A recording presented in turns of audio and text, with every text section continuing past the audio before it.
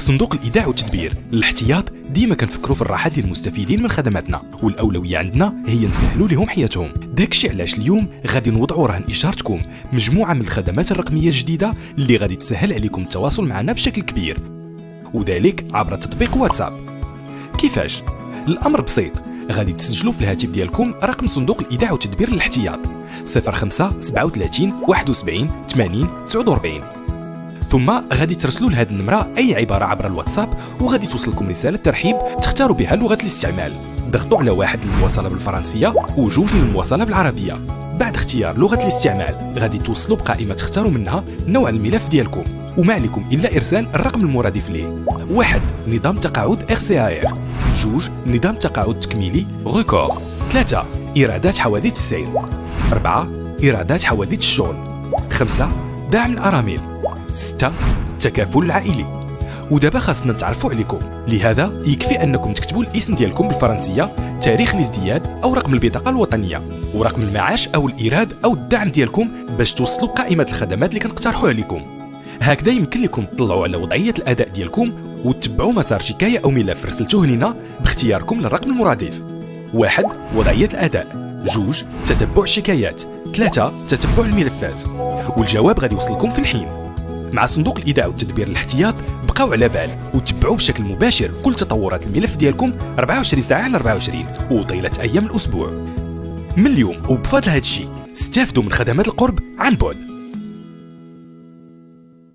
في صندوق الايداع والتدبير الاحتياط ديما كنفكروا في الراحه ديال المستفيدين من خدماتنا، والاولويه عندنا هي نسهلوا لهم حياتهم. داكشي علاش اليوم غادي نوضعوا رهن اشارتكم مجموعه من الخدمات الرقميه الجديده اللي غادي تسهل عليكم التواصل معنا بشكل كبير، وذلك عبر تطبيق واتساب. كيفاش؟ الامر بسيط، غادي تسجلوا في الهاتف ديالكم رقم صندوق الايداع والتدبير الاحتياط 05 37 71 80 49، ثم غادي ترسلوا لهذه النمره اي عباره عبر الواتساب، وغادي توصلكم رساله ترحيب تختاروا بها لغه الاستعمال. ضغطوا على 1 للمواصله بالفرنسيه وجوج للمواصله بالعربيه.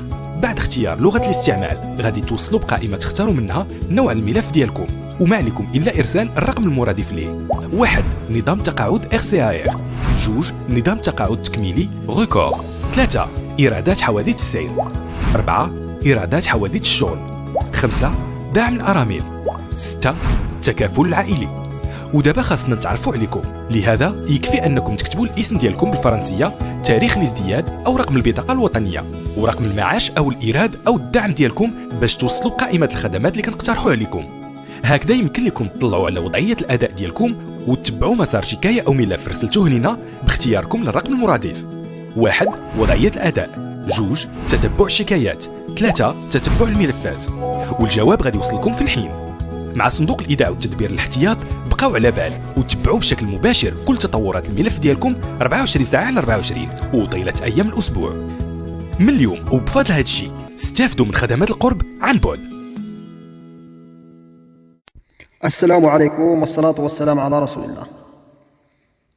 الموضوع عادية وين نتيسير بالخصوص ميدن اللي ورستفدن غمس المنحة نتيسير ميدن اليوم الفلوس درسن الفلوس وركمل نغد ورتنا كومزن هاتي الشركيات SDG اللي يتكلف نسمياد تم نتيسير هاتي سكن ين الرقم الواتساب باش والنيران يقدم الشكايات نختكر الحاجة باش باش هذا اسم مخ اللي غوري يستافد نض مخ اي اللي غوري يستافد ما هذه بالنسبه لميدن اللي وري السن هاتيك مسمى الموقع ولا سن هاتيك مسمى التطبيق هاتي بامكاننا نغيكا اتقدم الشكايات نغا غمس الواتساب هاتي الرقم الواتساب هاتي راوند في الغمس التعليق غمس يوزدار يلا بارطاجيات باش عليكم فيديوهات كل ميدن اللي يستوهم لا مرض كل ميدن اللي يحتاج جنم مساكن ما يد ولا كأني ورجيس استفد.